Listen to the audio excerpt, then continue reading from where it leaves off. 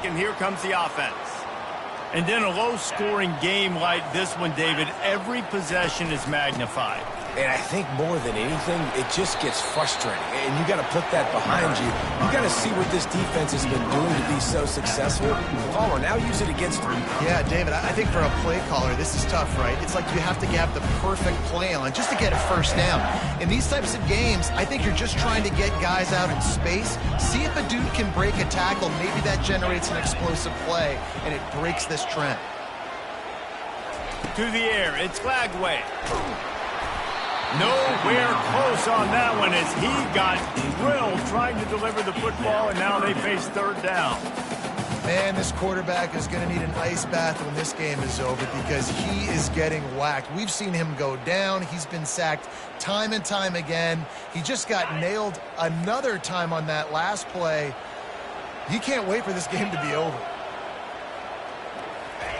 Looking to throw on third. Just a short pass to the tight end. Great pickup as they'll keep this drive moving, and they've got it at the 45. That throw and catch, a really good example of why coaches don't want a quarterback to get stuck on a particular target, isn't it, David? Yep, that's exactly right. Find the guy who's open because you got so many guys that have so much speed that can do so much damage on the field. Find my matchup, get it to him, let him do the rest. Now on the option. You'll take this every time. 5 yards on the first down play. And that quarterback can go. Just another guy in another system all across college football. All quarterbacks nowadays, they got so much speed, it's ridiculous. Man, I'm telling you, that has to be exhausting for the defensive lineman trying to chase down guys like that. It's silly because even when it's a design play and it's a design run like here, setting up the screen. Oh, he not only blows it up, he picks it off. And they'll drag him down after a good return on the interception.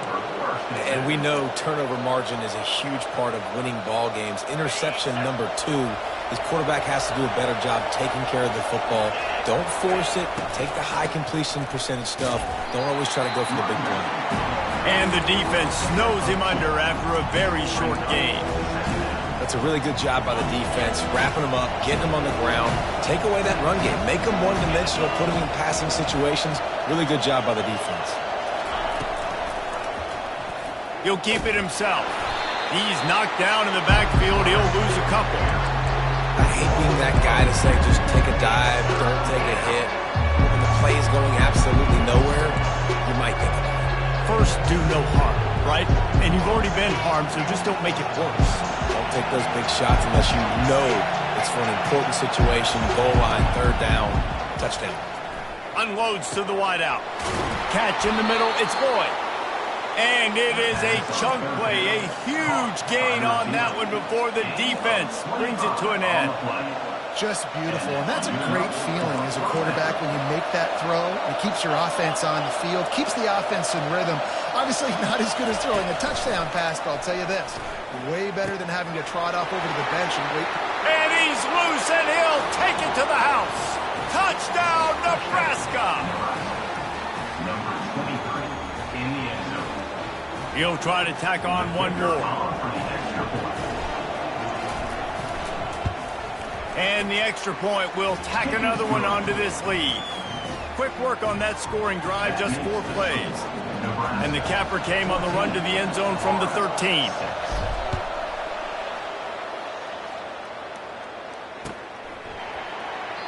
And they thought about a return, then thought better of it. They'll bring it out to the 25.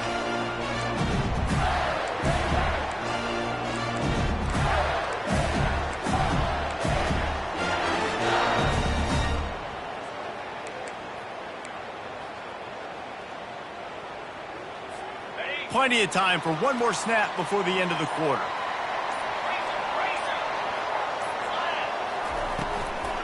To the ground with the back. And they'll drag him down. That's likely the last play of the third quarter. That's the end of the third quarter of play. With the score, Nebraska 14, Florida 6.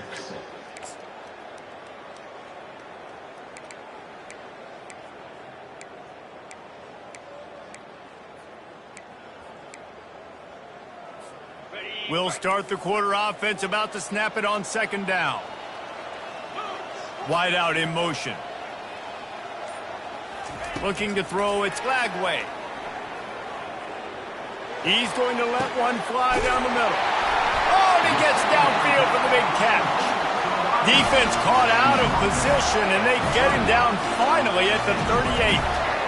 Well, how about the offense setting that play up? We've seen earlier in the game a couple shorter throws. They're just trying to suck those safeties closer to the line of scrimmage, anticipating that they would get an opportunity to take a shot. They called the perfect play at the perfect time right there. Finds his tight end. They make the stop, trying to pick up just a little bit at a time to get to that first down marker.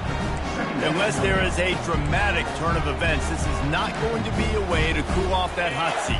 And they're going to have to be able to handle adversity and handle the outside noise moving forward, because losing this game in week one, all the detractors, all the naysayers, that noise is going to get louder. That hot seat is getting even hotter. And I think all eyes are going to be on this program now, David, seeing how they turn the page and move on from this. And I give you Exhibit A. Jesse Palmer just turned up the hot seat. All eyes are on them. They got to win. They got to do this. Starting off on the wrong foot. This is exactly what happens. It becomes a distraction. We're going to find out how good of a coach he is, and we're going to find out how loyal these fans are really quickly in this season. Yeah, and that's one of those where you just look at the coverage. You look at down the field, taking away all the options, making sure you don't throw that ball downfield to get the first down. The only option, check it to the running back. Now I close that space. Nice job tackling. Down a possession here in the fourth, and they'll need to convert on this fourth down. He'll try to throw and pick up the first down. And it's picked off for the third time today. Taking it the other way. The 20. Touchdown, Cornhuskers. And this defense coming up with points of their own. What an interception return. And the extra point splits the uprights, and the lead balloons to 15. Let's go to the studio now and check in with Kevin Connors. Kevin, what do you got? Fellas, I think at least a portion of your audience will have an interest in the one that just finished up. Georgia Tech ran roughshod over the competition today, en route to a double-digit victory. And they looked clean doing it. And I don't just mean in those gorgeous gold unis. This team is a buttoned-up group. It's one game. You don't want to react too much either way. But I think both teams will leave this one with some things to work on moving forward. Yeah, how about that? Sounds as if they had a good ball game there, Kevin. Thanks for the update. A little pre-snap eye candy for the defense. Another interception. That's his fourth of the day. Got him down quickly after the pick, but man, do you have to take care of the ball down here, and they didn't. They'll mark it at the 27. The Cornhuskers ready to go back to work on offense. This offense has really been clicking in the game so far, Jesse. No doubt. Everything their play caller is dialing up, these guys offensively have been able to go out and execute. Yeah, and it's just maintaining the lead. Keep doing what you've been doing. You got a big lead. Let's just keep piling it on until they find an answer. Didn't get much done on that first play of the drive. It's 2nd and 11. Right back to it. They make the stop, give him 3 yards on the carry. Ball's at the 24. I never know if it's grammatically correct to say a team is being out-physicaled. You hear it a lot in football, though. That's happening in this game. They are just not getting the push they need all game long up front to have any success when they decide to run it. On the option, he'll toss it. And he'll step out of bounds after a very productive play. And that's a really good stop by this defense. This is when you need it the most. You know they're running the football. You've got to be physical. You've got to get the ball back when you're trailing. Get the ball back to your offense. Nice stop on 3rd down. They already have a comfortable lead up by multiple possessions, but they're going to go for it here on 4th down. He'll try to throw and pick up the first down. It's incomplete, and the defense makes the stop and gets the football back. Well, you're up by 2 possessions in the fourth quarter. They're hoping with that conversion they ice the game. They don't get it. It feels like they're going to win, but we've seen crazy things happen in college football, and they've left the door open here late. Let's see what happens. The Gators sending the offense back to work. Well, the good news about this drive, Jesse, it can't go worse than last time through a pick on the first play. No, it certainly can't. I think one good way, David, to help your quarterback turn the page is just find him an easy completion here and let him get back into a rhythm. Yeah, or find him an easy handoff. Just hand the football off, maybe get the ground game going, maybe jumpstart this offense a little bit. Quarterback by himself in the backfield. Moving the running back, forcing the defense to adjust. Looking downfield, it's Glagway. Throws to the wideout. Wide open downfield. And they'll finally catch up to him, but not before a big chunk of yardage is picked up. I think if you're the head coach at this point, you're telling your offense, it doesn't matter what's happened up to this point of the game. Obviously, things haven't gone our way, but we have a chance to execute in a 2-minute situation and give ourselves a chance to win. Let's go do it one play at a time. He wants to throw. Catch in the middle. It's Johnson. And the big gain, and they've got it on the 46. You know, it's a nice throw by the QB there. When you're throwing to running backs, you got to make it easy. So you want to put it right on their body, make the catch simple, and let them go to work like they did just there, getting that first. The offense setting up shop at the 46, 1st and 10. He's going to pass. Trying to escape and get it himself. And he gets out of there and gets some yardage and gets down without taking any punishment. The Gators moving quickly to the line. Hey, listen, it's important at that position to be able to be good off schedule. Everything's easy when it's on time. You can get the ball out, but when things break down, they get off schedule. You've got to have a guy back there that can make the right decisions. He did exactly that. The Gators have it in scoring position on 1st and goal.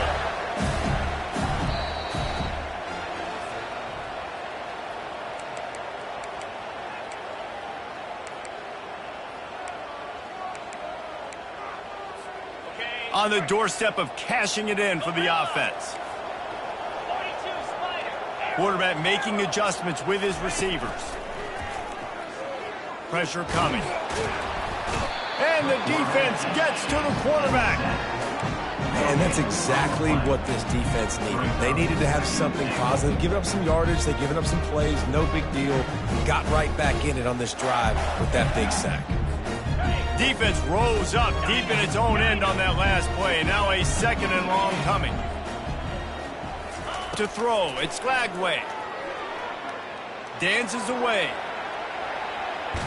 Had to get rid of it quickly. He just tossed that one out of bounds. You avoid the sack, you avoid the turnover. You've got more plays here on 3rd down. And the quarterback gets hit again. We already know this defense has gotten home to him multiple times in this game. So here you are, you're trailing in the game. Defense knows you're going to throw it. They're pinning their ears back. You can't feel very confident right now if you're the play caller, and certainly if you're the quarterback, that you're going to have time to throw. Trying to get to it. And the quarterback is knocked down back at the 13. A 4th quarter field goal down by this much. That's a lot like putting a lipstick on the proverbial pig. Doesn't do much to change the looks. Got to score. This is caught for the late touchdown, so let's not put this one to bed just yet. And with the lead sitting at 9, they'll try to make it a 1-possession game. They'll go to the fake, and he wants to throw. He can't find anybody. It'll be incomplete as the defense does a really good job in coverage. That is the score. Nebraska 21, Florida 12. Almost ready to kick it away after scoring the touchdown.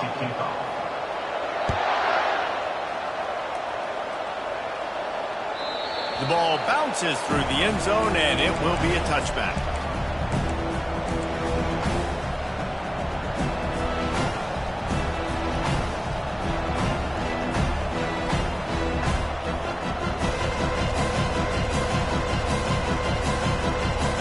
And here comes the Nebraska offense back onto the field. That 4th down gamble didn't pay off on the last drive, and it led to giving up a scoring drive there. Yeah, and everybody wants to go for it on 4th down. Everybody wants that, but your defense sometimes has to bail out your decision making. We decided to go for it. We didn't get it. The defense, Jesse, didn't come up big and prove me right. Yeah, not complimentary football, no doubt. But look, this offense has been in these situations. He's looking deep. And it's intercepted, maybe breathing a little life into this team. Got some room to run. And they capitalized not only on the pick, but on the great return to improve this field position. Bunch formation trying to confuse the secondary. Back to throw, it's Lagway. And just left that pass short. Not enough juice on that one. The offense obviously trailing here in the second half. They're going to have to be able to throw the football effectively to come back in this game. But in order for that to happen, they have got to do a better job up front blocking. He's going to pass on second down. Pulls it in. It's Johnson. And they'll finally get him down after a terrific pickup. Trying to get everybody set with the clock still running. To the air on first down. Pocket starts to collapse. This time they were able to keep him in check and stop him short of that first down.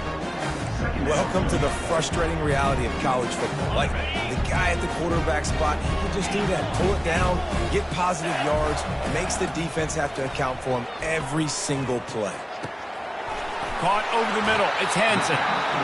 He's there to make the stop, but the damage has been done as they pick up the first down on the throw and catch. Looking to move it through the air. Here he goes breaking the pocket. He just threw it away. The last thing you want to do is try to force something on first down in the red zone. And the incompletion brings up a second down for this offense. Now the quarterback changing the original play call. He's looking for an open man on second down. Give him 6. Touchdown Gators! If we had any chance to make this happen, we had to score with a little bit of time on the clock. Now we need a miracle. Now we need to kick the onside, get an onside kick, and somehow, some way, make a big play.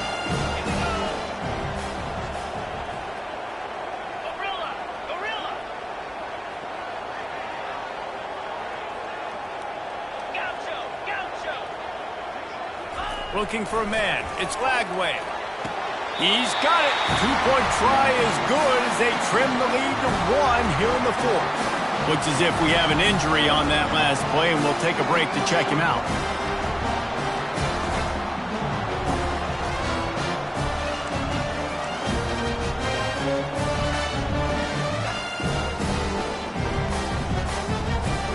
Only 14 seconds to play. The hands team on the field, and it'll come down to this onside kick.